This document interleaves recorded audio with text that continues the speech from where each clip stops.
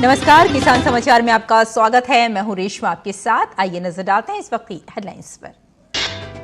प्रधानमंत्री नरेंद्र मोदी की video conferencing के माध्यम से पीएम जनमन के लाभार्थियों से बातचीत। 1 लाख लाभार्थियों को कुल 540 करोड़ रुपए की आवास की पहली किस्त की जारी।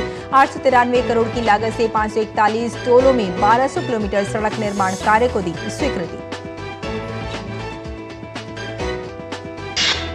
भारतीय खाद्य निगम ने मनाया 60वां स्थापना दिवस। केंद्रीय मंत्री पीयूष गोयल ने कहा, एफसीआई ने किसानों की उपज का प्रदान किया है उचित मूल्य। एफसीआई अध्यक्ष अशोक के मीणा ने कहा, देश की खाद्य जरूरतों को पूरा कर रहा है एफसीआई।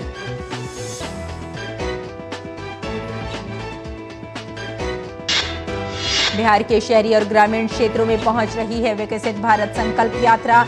यात्रा के दौरान लोग केंद्र सरकार की 17 कल्याणकारी योजनाओं के बारे में प्राप्त कर रहे हैं जानकारी।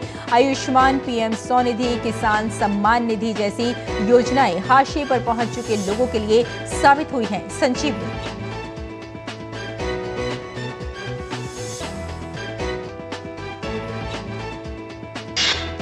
ठंड और कोहरे की चपेट में पूरा उत्तर भारत। यूपी में शीतलहर के कारण लखनऊ और गौतम बुद्ध नगर में कक्षा 8 तक के सभी स्कूल 16 जनवरी तक बंद। दिल्ली एनसीआर में हवा के फिर जहरीले होने के कारण ग्रैब 3 लागू। निर्माण और विध्वंस गतिविधियों पर लगी पाबंदी।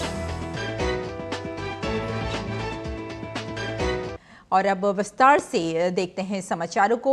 प्रधानमंत्री ने वीडियो कॉन्फ्रेंसिंग के जरिए पीएम जनमन और केंद्र की योजनाओं के लाभार्थियों से बात की, उनके अनुभव सुने। वहीं प्रधानमंत्री ने 1 लाख लाभार्थियों को कुल 540 करोड़ रुपए की आवास की पहली किस्त की राशि जारी की। उन्होंने 893 करोड़ की लागत से 541 टोलों में 1200 किलोमीटर सड़क निर्माण कार्य को स्वीकृति दी। इसके साथ 298 करोड़ रुपए की लागत से 70,263 घरों में विद्युतीकरण परियोजना को स्वीकृत किया गया। 220 करोड़ की लागत से 1,830 टोलों में नल से स्वच्छ जल, 405 वन धन विकास केंद्र और 916 आंगनवाड़ी केंद्र, 450 मल्टीपर्पज केंद्र, 275 करोड़ की लागत से 100 छात्रावासों को स्वीकृत किया। 503 टोलों में 206 मोबाइल टावरों को भी स्वीकृत किया गया। ललिता जी, हाँ सर। प्रधानमंत्री जनमन योजना के बारे में आपको कैसे पता लगा और आपको कौन कौन से नए लाभ मिले जी सर। जो अब तक पहले नहीं मिले थे? जी सर, हमें जनमन योजना का पता, हमारा स्व सहायता समूह है जिसमें हमारी बैठक होती थी, हमारे अधिकारी लोग आए थे और विकसित भारत वो रैली चली थी, उसमें हमें जनमन योजना का पता चला था। जिसमें जनमन योजना में सर हमें आवास स्वीकृत हो गया, जो हमने कभी सपने में नहीं सोचा था। अब बन जाएगा तो बहुत खुश है। और मेरे ससुर किसान आदिवासी को केसीसी का लाभ मिला है। मेरे 2 बच्चों के आधार कार्ड बन गए, मेरे बच्चे के लिए जाति बन गया सर। आपने अपने गांव के विकास का प्लान भी तैयार किया है? क्योंकि आप इतनी बढ़िया तरीके से सारी बातें बताती हैं, तो ये क्या किया है जरा बताइए ना मुझे। सर हम तो स्व सहायता समूह से हमें ये सब चीजें बोलने का, गाने का, सबका उन्हीं से हमें मतलब शिक्षा मिली है सर, जो हम आपके सामने आज हम बहुत खुश हैं कि आपसे बात कर पा रहे हैं सर। जी सर, नमस्ते। Ram Ram sir, Ram Ram sir. Ram Ram Ram Ram sir.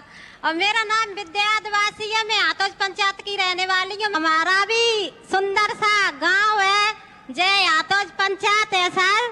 और हमारे गांव में टंकी लगी है, जे हमारे गांव में नल लगे है सर, और लाइट भी है सर, जे पीछे नल लगे सर। जे हमारे गांव में पक्को रोड गाँव है सर, जे सीधे हो। विद्या जी, आपने तो विद्या को पूरी तरह आत्मसात कर लिया है। और आपने जो गांव का मॉडल दिखाया, अब हिंदुस्तान के लोग देख रहे हैं। विद्या जी, ललिता जी, आपसे बात करके मुझे बहुत अच्छा लगा और पता चलता है कि पीएम जनमन महाअभियान का जमीन पर किस तरह फायदा हो रहा है। कुमारी जी नमस्ते, जोहार।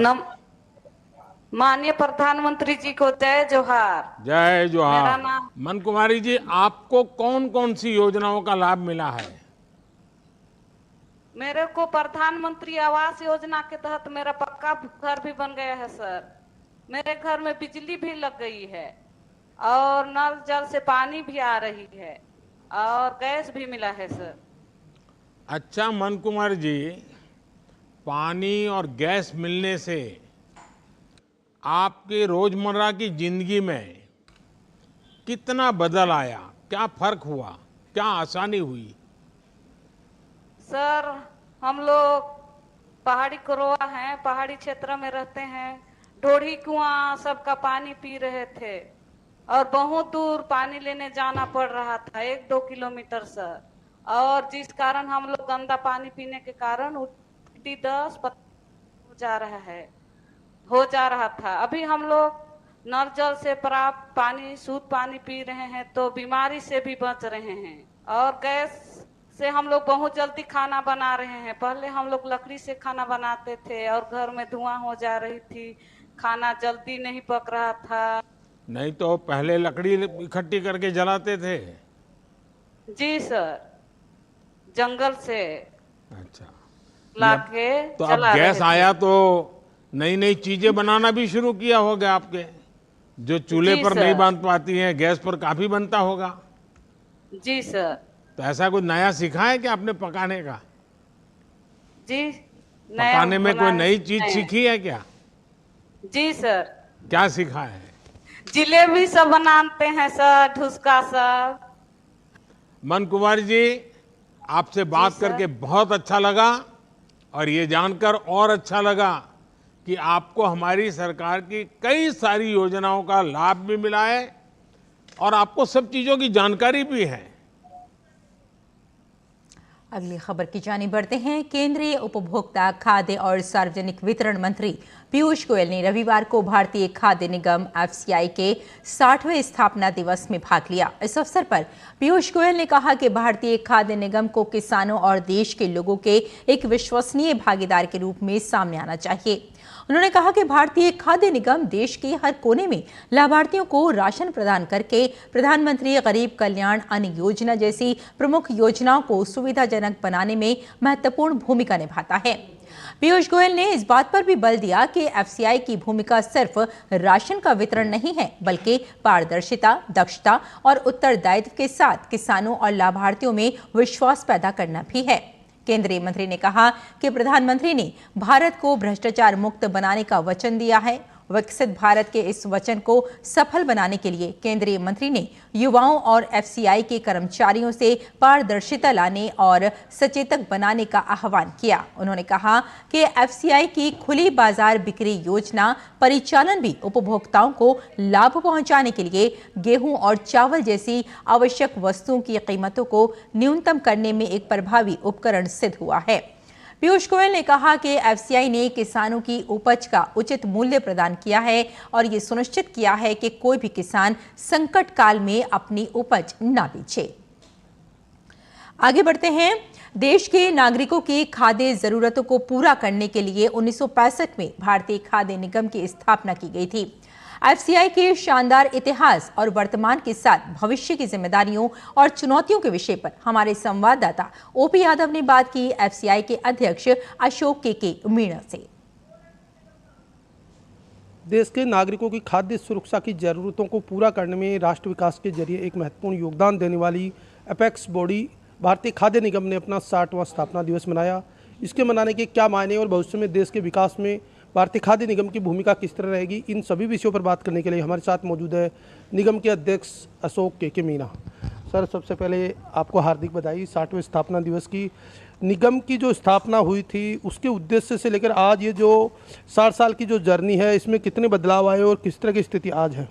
जो मकसद हमारा था भारतीय खाद्य निगम को स्थापित करने का कि भारत के हर एक नागरिक को खाने की कोई कमी ना हो, उसके लिए ये बनाई गई थी। और उस समय में आपको याद होगा कि PL 480 में बाहर से खाद्यान्न लाकर यहाँ डिस्ट्रीब्यूट किया जाता था, परंतु उसके बाद भारतीय खाद्य निगम के कार्यकर्ताओं ने और भारत में जो हरित क्रांति हुई, MS स्वामीनाथन और एग्रीकल्चर डिपार्टमेंट ने मिल के जो कार्य किया, पंजाब हरियाणा में उसके बाद उत्पादन क्षमता बढ़ी और भारतीय खाद्य निगम ने उस उत्पादित खाद्यान्न को इकट्ठा करके उसका प्रोक्योरमेंट किया हमारे किसानों के ज़रिए और किसानों से लेकर उसको फिर स्टोरेज करके सभी उपभोक्ताओं तक पहुंचाया।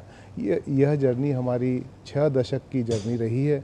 अगर बात करें इन 60 साल की जर्नी की, जो पहले जो लक्ष्य निर्धारित किए थे उनके अनुसार कालखंड और समय के अनुसार लक्ष्य भी बदल गए हैं और आपकी जिम्मेदारी भी बढ़ गई है। पीडीएस सिस्टम हो या मिड डे मील हो, तमाम जगह आपके द्वारा खाद्य आपूर्ति की जाती है और अन्य देश भी जो बाहर से बाहर भी राष्ट्रीय स्तर पे जो खाद्य सुरक्षा की ज़रूरतें हैं उनको पूरा करने के लिए भारत अंतर्राष्ट्रीय स्तर पर सहयोग भी देता है। तो ये चैलेंजेस कितने महत्वपूर्ण थे आपके लिए? ये बहुत ही बड़े चैलेंजेस हैं क्योंकि आप जानते हैं कि भारत की आबादी पूरी दुनिया की आबादी का 6वां हिस्सा है। तो इतनी ज़्यादा आबादी के लिए खाद्यान्न का उत्पादन करना, उसका भंडारण करना और उसको वितरित करना बहुत बड़ा उत्तरदायित्व रहा है। उसको हमारे जो जितने भी भारतीय खाद्य निगम के कार्यकर्ता हैं, पुराने समय में जो चेयरमैन और मैनेजिंग डायरेक्टर्स और जितने एग्जीक्यूटिव डायरेक्टर्स और छोटे छोटे कर्मचारी और जो वर्कर्स हैं, उन्होंने जो योगदान दिया है बहुत ही महत्वपूर्ण रहा है। अब आने वाले समय में हम इसी फाउंडेशन पर इस संस्था को और भी मॉडर्नाइज करने में लगे हुए हैं। जैसा कि आपने भी जिक्र किया, एक समय था जब हमें खाद्य सुरक्षा की ज़रूरत थी, लेकिन आज पोषण सुरक्षा सबसे बड़ा चैलेंज है और इसको लेकर आप फोर्टिफाइड चीज़ें भी मार्केट में ला रहे हैं। तो कौन कौन से उत्पाद हैं जिनमें पोषण आधारित खाद्य दे रहे हैं आप? मैं आप सबकी को बताना चाहूँगा कि भारत में खाद्य सुरक्षा तो स्थापित हो चुकी है, लेकिन पोषण सुरक्षा की तरफ बहुत ही काम किए जा रहे हैं। हमारे जो वैज्ञानिक हैं उन्होंने बायोफोर्टिफाइड जो बीज होते हैं उनको लेकर उत्पादन करने की योजना बनाई हुई है। उसके साथ साथ जब तक बायोफोर्टिफाइड फूड ग्रेन्स अवेलेबल हों, उससे पहले हम नॉर्मल जो खाद्यान्न है उसको फोर्टिफिकेशन में लगे हुए हैं। कौन कौन से जो उत्पाद हैं किसानों से आप खरीद रहे हैं और फिर उपभोक्ताओं तक पहुंचाने का माध्यम बन रहे हैं? हमारा दायित्व भारत के किसानों को मदद करने का रहा है। तो हमने अब आधुनिक तकनीक यूज़ करके प्रत्येक किसान के बैंक अकाउंट में मिनिमम सपोर्ट प्राइस जिसको कहते हैं, सर्वनिम्न मूल्य अपनी जो खेती है उसके ऊपर देने का, उसकी योजना बना ली है। और सभी किसानों से हम अब डायरेक्ट गेहूं और चावल, धान का उपार्जन करते हैं और जितना उपार्जन होता है उसके 48 घंटे के अंदर किसान के खाते में डायरेक्ट एमएसपी का मूल्य उसको दिया जाता है। 2000 से ज़्यादा भंडार गृह हम संचालित करते हैं। उसके अलावा हम प्रतिदिन 6 लाख मीट्रिक टन तक का खाद्यान्न भारतीय रेल और रोड ट्रांसपोर्ट के जरिए ट्रांसपोर्ट भी करते हैं। प्रधानमंत्री जी के 2047 का नए सपनों का जो भारत हम देखते हैं, विकसित भारत की जो संकल्पना है स्वस्थ और सेहतमंद इंडिया की खाद्यान्न के जरिए होगी और इसमें एफसीआई की भूमिका अहम है। जैसा कि हमारे भारत के प्रधानमंत्री जी ने अभी घोषणा की है कि भारत के जितने भी गरीब लोग हैं और सभी लोगों को खाद्यान्न अगले 5 वर्षों तक मुफ्त में उपलब्ध कराया जाएगा। उस बड़ी जिम्मेदारी को निभाने के लिए भारतीय खाद्य निगम तत्पर है। तो ये थे भारतीय खाद्य निगम के अध्यक्ष अशोक के मीणा। मेरे सहयोगी कैमरामैन अनिल ठाकुर के साथ मैं OP Yadav, DD news, Delhi. अगली खबर की ओर बढ़ते हैं। उत्तर भारत इस समय कड़ाके की ठंड से ठिठुर रहा है। यूपी, दिल्ली जैसे राज्यों में पहाड़ों जैसी ठंड पड़ रही है। रविवार को तो दिल्ली एनसीआर में 3 डिग्री तक तापमान दर्ज किया गया। मौसम विभाग ने अगले 4 से 5 दिनों तक उत्तर भारत में सुबह के समय घने से घना कोहरा छाया रहने का अलर्ट जारी किया है। मौसम विभाग ने पंजाब, हरियाणा, दिल्ली और उत्तर प्रदेश के अधिकांश इलाकों में तापमान 3 से 7 डिग्री सेल्सियस के बीच रहने का अनुमान व्यक्त किया है। शीतलहर की वजह से उत्तर प्रदेश के गाजियाबाद जिले में कक्षा नर्सरी से 12वीं तक के सभी स्कूल 16 जनवरी तक बंद रहेंगे। वहीं लखनऊ और गौतम बुद्ध नगर में भी कक्षा 8 तक के सभी स्कूल 16 जनवरी तक बंद रहेंगे। इसके साथ ही आगरा में भी 5वीं कक्षा तक के स्कूलों की छुट्टी 20 जनवरी तक बढ़ाई गई है। कड़ाके की ठंड के मद्देनजर चंडीगढ़ प्रशासन ने भी स्कूलों की छुट्टियां बढ़ाने का फैसला लिया है। चंडीगढ़ में 8वीं कक्षा तक के सभी स्कूल 20 जनवरी तक बंद रहेंगे। और देश की राजधानी दिल्ली में प्रदूषण एक बार फिर से गंभीर स्तर पर पहुंच गया है। रविवार को AQI का लेवल 458 तक पहुंच गया, जिसके मद्देनजर ग्रैप स्टेज 3 को तत्काल प्रभाव से लागू कर दिया गया है। इसके तहत दिल्ली में BS3 पेट्रोल और BS4 डीजल की गाड़ियां नहीं जा सकेंगी। इसके साथ ही निर्माण कार्य, बिल्डिंग तोड़ने और अन्य कार्यों पर रोक लगी रहेगी। तमिलनाडु में पोंगल का त्योहार परंपरागत हर्षोल्लास के साथ मनाया जा रहा है। 4 दिन तक चलने वाले इस त्योहार के पहले दिन लोग सवेरे सूर्य को अपनी फसलें भेंट करते हैं। वहीं पोंगल के दिन लोग गन्ने से बने पंडाल के नीचे घरों के बाहर पारंपरिक मिट्टी के चूल्हे पर रंग बिरंगे बर्तनों में दूध, चावल, मूंग दाल, गुड़ और घी मिलाकर भोजन पकाते हैं। घरों के बाहर रंग बिरंगी रंगोली बनाई जाती है और आम की पत्तियों से तोरण तैयार किए जाते हैं। विकसित भारत संकल्प यात्रा बिहार में जोरों शोर से चल रही है। इस यात्रा के दौरान लोग न सिर्फ केंद्र सरकार की 17 कल्याणकारी योजनाओं के बारे में जानकारी प्राप्त कर रहे हैं, बल्कि अनेक नए लोग इन योजनाओं से जुड़ भी रहे हैं। आयुष्मान, PM स्वनिधि, मृदा लोन जैसी योजनाएं हाशिए पर पहुंच चुके लोगों के लिए संजीवनी साबित हुई हैं। देखिए हमारे पटना ब्यूरो की ये रिपोर्ट। विकसित भारत संकल्प यात्रा रथ मसौढ़ी अनुमंडल के धनुरुआ प्रखंड की मोरियावां पंचायत पहुंचा। रथ के माध्यम से लोगों को केंद्र सरकार की जन कल्याणकारी योजनाओं की जानकारी दी गई। यहां ग्रामीणों की स्वास्थ्य जांच मुफ्त की गई और सुकन्या समृद्धि योजना के लाभार्थियों को योजना से जोड़ा गया। इस मौके पर इलाके के सांसद रामकृपाल यादव, धनरुआ के BDO और कई विभागीय अधिकारी मौजूद रहे। भारत सरकार ने पैसा दिया, योजना दिया, और अवेयरनेस नहीं होने की वजह से बहुत लोग लाभ नहीं उठा पाए। तो कुछ पूरे भारतवर्ष में हर पंचायत स्तर पर ये विकसित भारत यात्रा का जो रथ है वो आया है और पूरे अधिकारियों की टीम आई है। कुछ 17 जो महत्वपूर्ण योजना है उसके संदर्भ में यहाँ शिविर लगा करके उनको इस मंच के माध्यम से ज्ञान दिया गया कि जो लोग बचे हुए हैं, लाभ नहीं ले सके हैं, आप लाभ लेने का काम कीजिए। मुजफ्फरपुर जिले के मुसहरी प्रखंड की राधानगर पंचायत में विकसित भारत संकल्प यात्रा रथ पहुंचा, जहां LED के माध्यम से विभिन्न विभागों के अधिकारियों ने लोगों को केंद्र सरकार की जन कल्याणकारी योजनाओं के बारे में जानकारी दी। साथ ही वर्ष 2047 तक देश को आत्मनिर्भर और विकसित राष्ट्र बनाने के लिए शपथ दिलाई गई। कार्यक्रम स्थल पर केंद्र सरकार की योजनाओं की जानकारी लोगों तक पहुंचाने के लिए स्टॉल लगाए गए। हम शपथ लेते हैं कि भारत को 2047 तक आत्मनिर्भर होने के सपने को साकार करेंगे।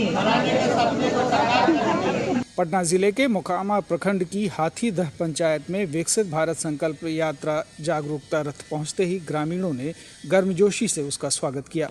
यहां जन जागरूकता रथ के माध्यम से भारत सरकार के विभिन्न विभागों द्वारा योजनाओं की जानकारी दी गई और ड्रोन के माध्यम से लोगों को कृषि के बारे में अवगत कराया गया। इधर सुपौल जिले के बीरपुर अनुमंडल की बीरपुर नगर पंचायत के गोल चौक पर मोदी सरकार की गारंटी वाला रथ पहुंचा तो लोगों की भीड़ उमड़ पड़ी। कार्यक्रम में बीरपुर नगर पंचायत के चेयरमैन सुशील कुमार ने उपस्थित लोगों को केंद्रीय योजनाओं के बारे में विस्तार से बताया। इस कार्यक्रम में बीरपुर के शहरी क्षेत्र के स्थानीय लोगों की अच्छी सहभागिता देखने को मिली। वहीं कार्यक्रम में पहुंचे लाभार्थियों का ऑन द स्पॉट चयन किया गया।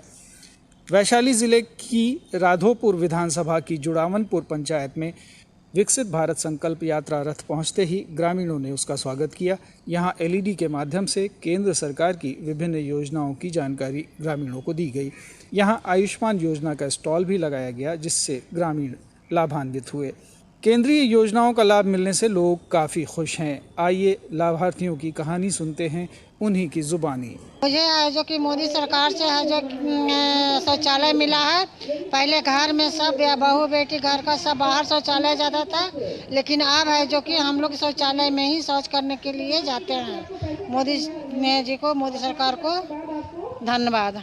मेरा कोल्ली मिल गया, पहले मट्टी खेत था, अब ईटा का हो गया। प्रधानमंत्री मोदी सरकार के धन्यवाद करता हूँ।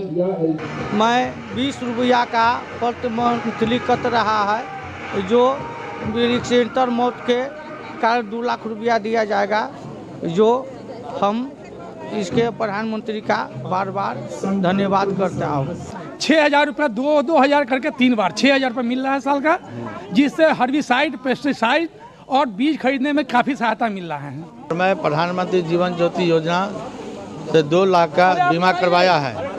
यह बीमा योजना जो अन्य बीमा योजना से बहुत ही सस्ता है, क्योंकि अन्य जीवन योजना जो है बहुत महंगा पड़ता है और यह योजना बहुत कम है और 2 लाख का लाभ इसमें मिलता है मृत्यु पर, जो अन्य जीवन बीमा से बहुत बढ़िया है। इसके लिए मैं प्रधानमंत्री जी नरेंद्र मोदी जी को बहुत बहुत धन्यवाद देता हूँ। उज्ज्वला योजना के तहत से गैस मिला, पहले चूल्हा पे खाना पकाते थे, अब हमको गैस पे पकाने में आराम भी होता है, टाइम का भी बचत होता है और अच्छा भी है हम लोग के लिए, सबके लिए अच्छा है।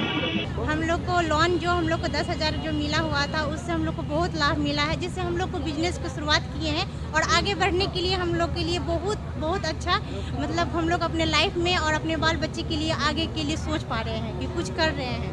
मोदी सरकार से क्या कहना है? उनका कहना है बहुत बहुत धन्यवाद, जितना भी दिल से धन्यवाद करें उतना कम है उनके लिए। और सबसे पहली बात कि हम लोग को महिलाओं के लिए इतना ज़्यादा सुविधा जो दिए हुए हैं, शायद और कोई रहता तो नहीं इतना सोच पाता। समान निधि मिलता है हम लोग और समान निधि की हम यूज करते हैं, समान निधि हम लोगों को मिलता है, समान निधि से हम लोगों को बहुत लाभ होती है। विभिन्न जिलों के संवाददाताओं के इनपुट के साथ पटना से सलमान हैदर, दूरदर्शन समाचार। और किसान इस मौसम में कैसे रखें अपनी खेती का ख्याल, आइए जानते हैं।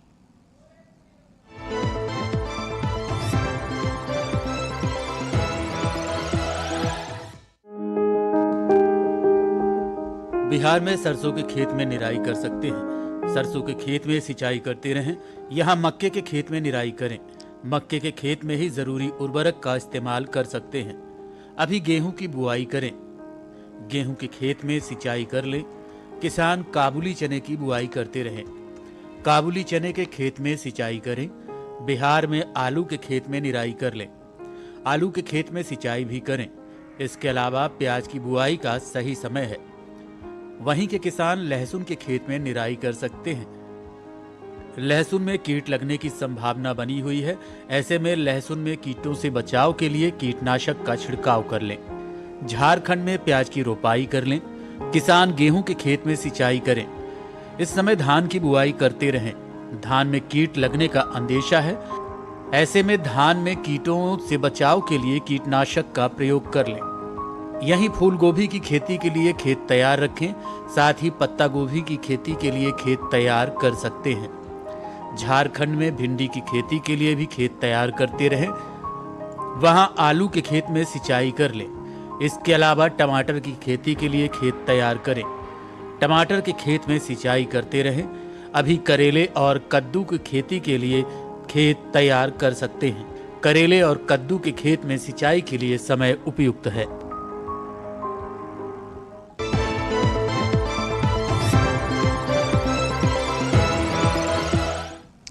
और खेती किसानी के साथ साथ आइए नजर डालते हैं कुछ और महत्वपूर्ण खबरों पर। खास खबर में